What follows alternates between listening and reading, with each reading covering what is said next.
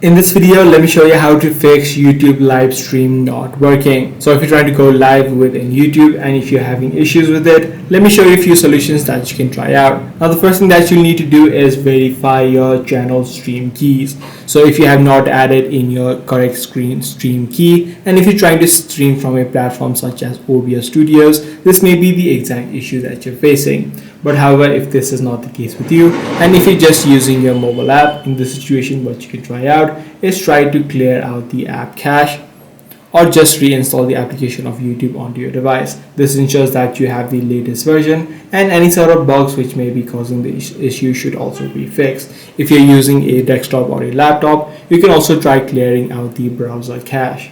Now if after trying all of these steps you're still having issues with it, then what you can lastly do in this situation is try switching your device. So for example, if you're currently using a mobile device, in this situation you can switch to a laptop and try using a platform such as OBS or the encoder so that you can try going live using that. So this is the way that you do it.